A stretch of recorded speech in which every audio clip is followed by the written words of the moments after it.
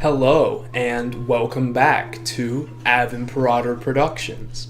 Today, we're going to be taking a look at ancient Rome, their political and social strategies, and how the dynasties in the period of empires came to represent not only themselves, but their cities, their people, and most importantly, the civilization of Rome.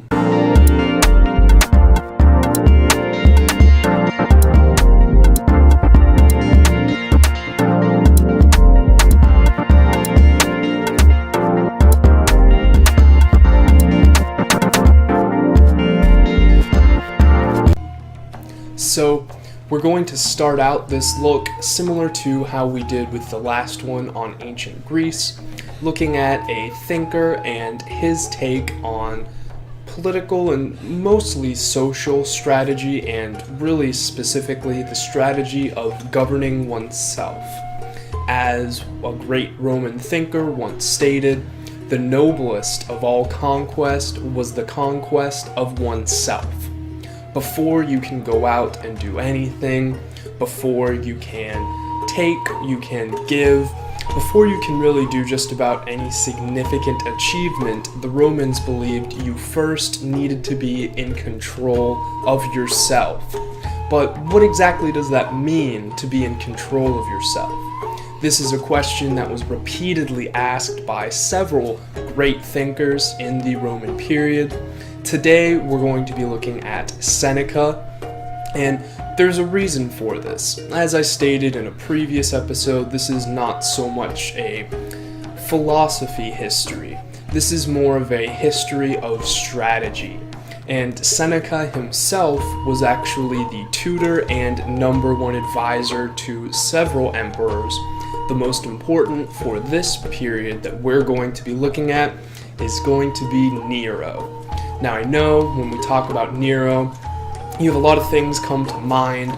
He was crazy, he was ostentatious, he liked to please himself and to displease others, but hopefully by the end of this series, I'll show just the lengths that Nero and other emperors had to go through to hold their positions, to win over their specific crowds, and the fact that propaganda, which we think of as a sort of more recent thing, was alive and well in Rome, and unfortunately a lot of the sources that we have for the early imperial times were propaganda. But let's not get ahead of ourselves. First, we're going to be talking about Roman Stoicism and Seneca. So, what is Stoicism exactly? We're going to try and do a brief overview here. I would like to go much more in detail, but that's going to sort of broaden our scope for this series a bit too much. So, in as few words as possible, Stoicism was the belief in man conforming to the divine will, which brought man into the realm of nature and the fulfillment of the laws of nature. Now, previously in this series, we did talk a bit about the two major conceptions of man as a rising beast, and man as a fallen angel. Rome was very much into the former of these two, and Stoicism wholeheartedly believed that man needed to cultivate the one thing that made him different from the beasts, unless he would fall back into that very same type of behavior. So, sometimes we think of Stoicism as feeling nothing, or as being very level. Even when things are good and when things are bad, you maintain a stoic facade. And for many, such as Cato, this is exactly what it was. But when Seneca went with his letters and with his oratory to the people of Rome, he tried to make it not different, but a bit more clear to the average person. He was really into the idea of bringing the philosopher down from a pedestal and into a digestible form that just about anyone could grasp and understand. This means that There was a very large focus on possessing the things that made you you. And today it's very easy to think, oh, I have my books, I have my bed, my material possessions help to make me, my car, my clothes, my friends, all of those things. This was the complete opposite of what Stoicism taught. To the Stoics, especially to Seneca, if you possessed something that could be taken away, that was not actually a part of you, that did not define you. The only things that you truly possessed were the things which could not be taken away. We're going to go a little bit more into in-depth look at this in just a minute, but I want to clarify on that position the idea that you possessed these abstract concepts and these virtues and characteristics which could not be taken away was the foundation of searching using the spark of reason which set man apart from beast to navigate the world around the average Stoic. And just a brief look into the history of Stoicism. The first known Stoic was a man named Zeno in ancient Greece. The Romans overall did have sort of a distaste for the Greeks and for their luxury and their love for abstractness, but this was one of the ideas which Rome really enjoyed because they were very into the idea of conquest. It was how a man could make himself better, it was how an aristocrat could enrich his life, it was how a common plebe could make his lot a bit better by joining with one of the legions or something like that. So the Stoics believed that you could conquer yourself, conquer your feelings, and moreover, conquer those things outside of you through the first conquest of your own irrational spirit was very appealing to the average Roman. Now, just quick fun fact, the word Stoic comes from the Greek word stoa, which was like a porch, which was where Zeno originally did a lot of his talks. Seneca took this much further. So, originally, Stoicism was sort of a hidden philosophy or religion, if you even really want to call it that. It was much more of a philosophy, though. So, you could hire a brilliant thinker and orator to come and speak to you on these topics, but you didn't necessarily want to go around having people know that these were the things that you thought, because philosophers, and especially Stoics, were very much on the cutting block. If you went to a ruler, or if you went to a ruler's people, and you told them that they were not slaves so long as the only things that they truly possessed were the things that could not be taken away, this gave them ideas which could be dangerous to the standing of the king, and therefore he did not want them there, he did not want the ideas there, he would do something to get rid of you.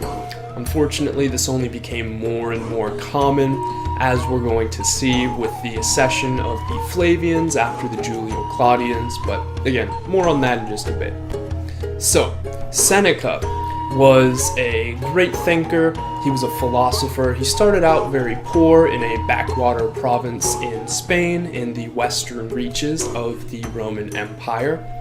He was a very interesting man, because while he was preaching the idea that poverty was one of the best conditions you could find yourself in because the materials and the people around someone in a much higher position would easily corrupt and bring out the animal instincts in you, Seneca found himself very wealthy and in the companionship of some very influential people.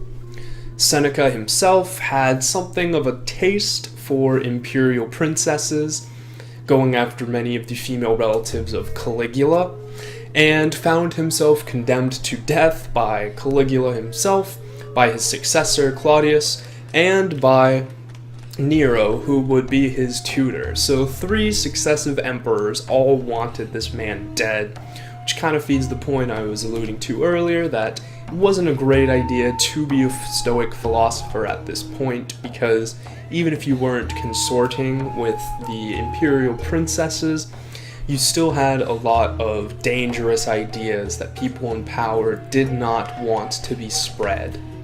Seneca himself actually said, when asked how he got all of this wealth, if poverty was something that he saw as a sort of goal and as a sort of liberating factor, how could the man with this sort of philosophy come into such great wealth? His answer was that a distaste for wealth and for influence was actually the easiest way to acquire these things.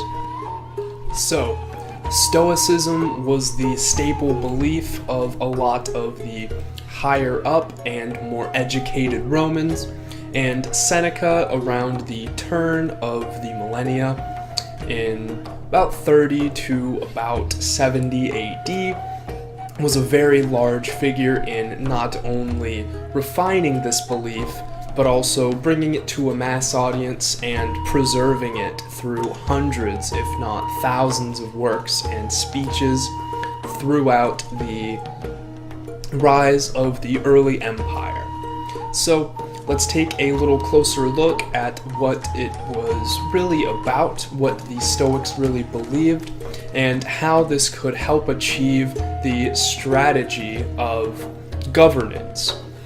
So this video is going to be a little bit different from the past couple, mostly because Roman strategy was very much attached to Roman warfare, and I'm going to do a separate military history, so I just wanted to sort of do as much as I could to bring out strategy from warfare, which especially in these past times was very difficult.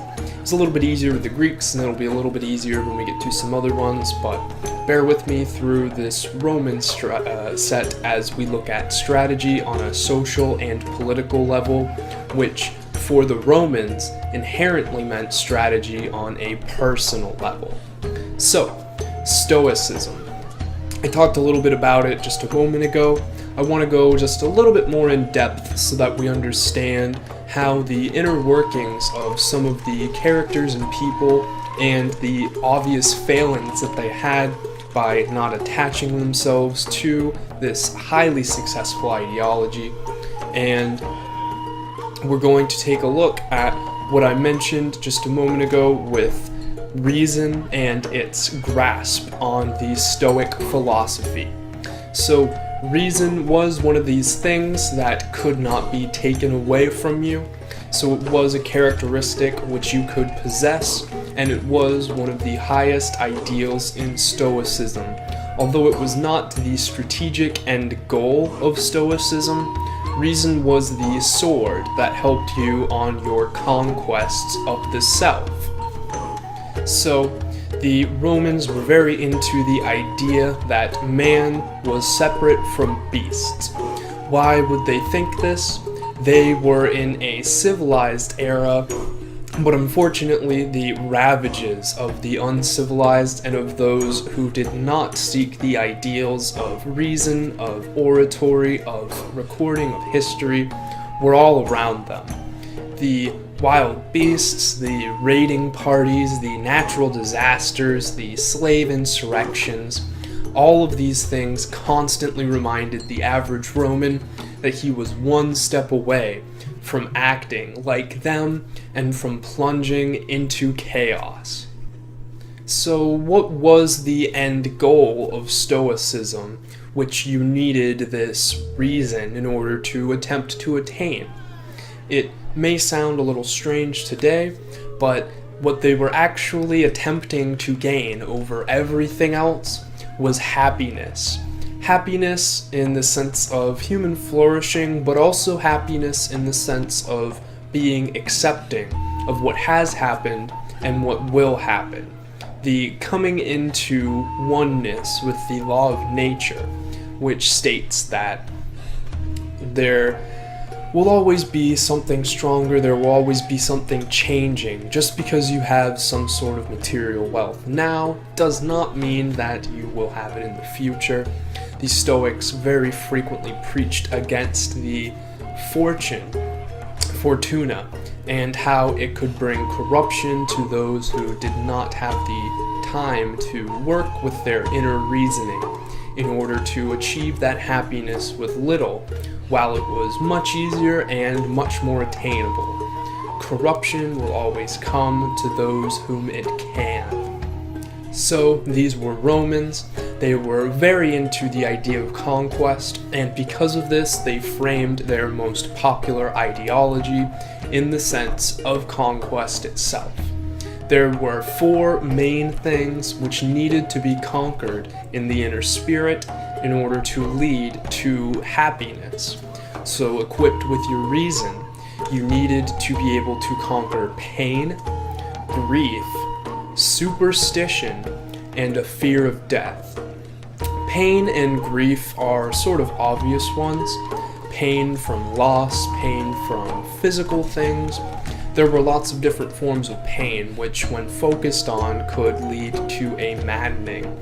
And in the Stoic idea, anger was the ultimate catalyst for failure and for diminishing back to the state of chaos of a beast. Grief was another one, which is a little bit different. Grief would be not the immediate thing, such as pain from removal or from physical harm, but grief would be the lingering sense that the pain had left, but the grief had come in. So after the initial pain of losing a loved one, losing something you loved, losing your house, then the grief would set in. And this was sort of like a festering spirit that would take over, and there were usually grieving periods that were allotted for different things: a death in the family, a death of a loved one, a death of a friend. But allowing yourself to be consumed with grief could very easily lead to a lessening of the mind, a lessening of reason, and a reverting of oneself back to a beast. So pain, grief. The third one's very interesting: superstition. This was one that a lot of Stoics were put to death for. Superstition was the idea that things were outside of your control, or that things that should be inside of your control were outside of your control. Your actions, your thoughts, your everyday interactions. The idea that none of these things were up to you would very easily lead to a state of acting like a beast, because if a god, if a spirit, if a feeling or whatever causes you to act, then you are not in control of yourself. Now, there were a lot of religious teachings at this time that went against the idea of superstition being bad and in need of conquest in oneself, and this contrast with the current power structures unfortunately put the Stoics in a lot of trouble. And finally, fear of death. Death was a much more alive concept to the ancient Romans. Death was all around them. They had skulls in many places. You would keep bones from past or deceased people sometimes. It was constantly remembered because the fear of death could actually be a very strong motivator to not get out of your house, to not do your duties, to not stand up when you needed to. So the fear of death was just as strong of a detracting principle that could control and confuse and eventually lead to anger as pain, grief, and superstition. Once these were conquered, you needed to have one more thing in order to achieve that happiness in conjunction with the reason. And that was the Roman concept of virtus, of virtue. We've talked a little bit about this before, so I'm just going to real quickly hit on it here. According to the Stoics, sorry about that. According to the Stoics, there were 4 main parts that made virtue, and these were wisdom, courage, self-control, and justice. Wisdom would be not only the acquisition of knowledge, but the proper dispensing of it. Just acquiring knowledge and being able to say something that someone else had was not merely enough. Give me 1 second.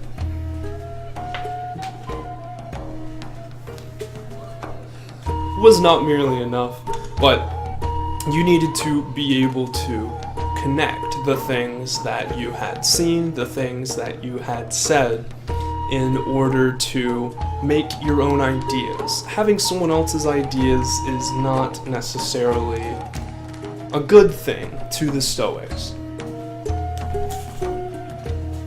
As Seneca himself put it, a wild beast can be trained to take commands. Doesn't mean that he understands them, doesn't mean that it's something that comes to him.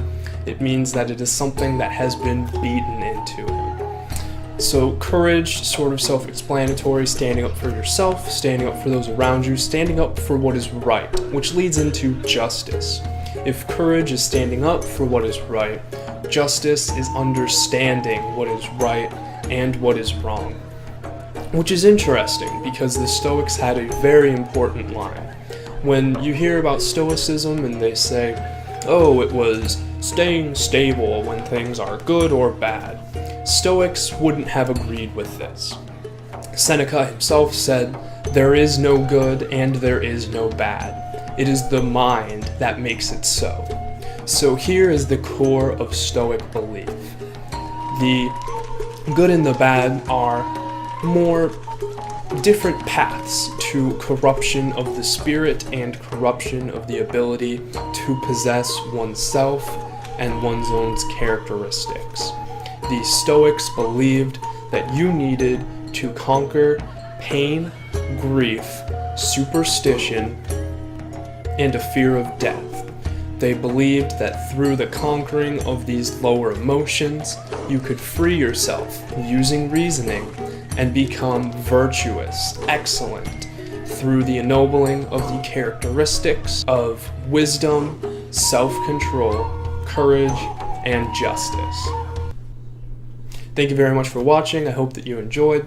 This was the first part. It was our introduction to the social and political strategy history of Rome.